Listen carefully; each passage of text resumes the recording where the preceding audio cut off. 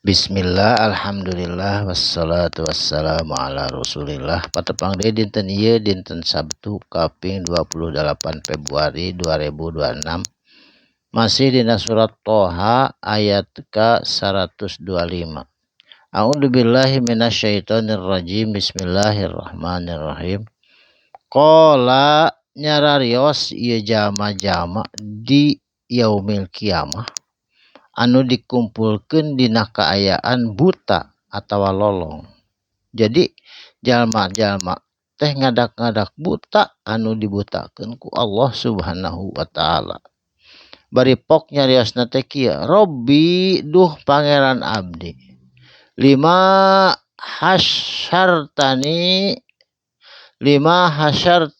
naha abdi dikumpulkeun ieu sadayana. Ama dina kaayaan buta atawa lolong. Naha cenah ieu teh abdi teh maka jadi lolong kieu. Wa qad kuntu jeung sanyana kuntu baheula abdi keur di dunya basiron ningali abdi teh naha ayeuna maka jadi lolong. Kusabab manehanana teu daek ningali kana ayat-ayat Allah, teu daek percaya kana ayat-ayat Allah, sehingga di yaumil akhirat dina poe akhir dina poe kiamat dilolongkeun ku Allah Subhanahu wa taala. Qala Allah ngadawuh atawa qala Allah ngajawab. Kadzalika kitu pisan atatka anu tos dipaparinkeun ka anjeun nyaeta ayat-ayat Allah anu kapungkur ayat dina Quran. Ayatuna eta teh ayat-ayat kami. Panasitaha ku anjeun mangka ku anjeun eta ayat dipopohokeun, teu ditingali, teu dibaca-baca acan. Kadzalika ari itu pisan al-yauma dina poe ieu dina poe kiamah tunsa ku kami anjeun ge sarua dipohokeun, dilolongkeun teu bisa ningali.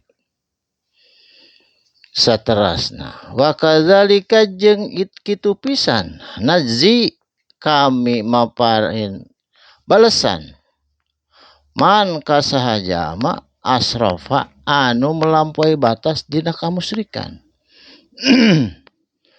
Walam yu'min bi ayati rabbihi jeung henteu iman bi ayati kana ayat-ayat kami rabbihi tegasna pangeran Allah Subhanahu wa taala. Teu iman kana ayat-ayat Allah nu tertulis jeung anu tercipta. Wala adabul akhirah jeung ari adab atawa siksa akhirati dina poe akhirat asyadu eta sangat wa abqa jeung leuwih kekal. Leuwih sangat leuwih kekal. Alam dunia mah sakedap siksaanana alam barzah, alam mahsyar, wa abqa jeung di yaumil akhirat mah dina neraka mah kekal saumur-umur siksaanana. Saterasna afalam yahdi nahan teu aya pituduh lahum ka itu jama-jama anu sesat padahal aya Quran. Kam ahlakna sabaraha anu dibinasakeun ku kami saur Allah qoblahum tis samemeh maranehna mina quruni ti pirang-pirang generasi. Generasi Raja Namrud, generasi Fir'aun, generasi Samud, Ad, kaum Sodom, sadayana jeung sajabana dibinasakeun ku kami saur Allah. Yamsuna bari lalumpangan eta jama-jama ayeuna fi masakinihim dina eta tempat kejadian di kampung halamanna mapohokeun kana kejadian nu geus berlalu.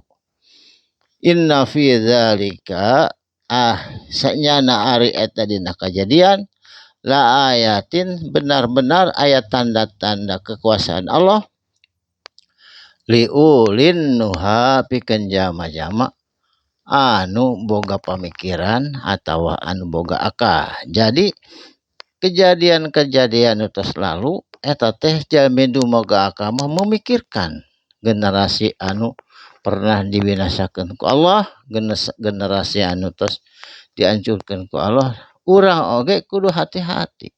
Bisa wae kiamah sugro samemeh kiamah kubro, kiamah masing-masing nyata kematian.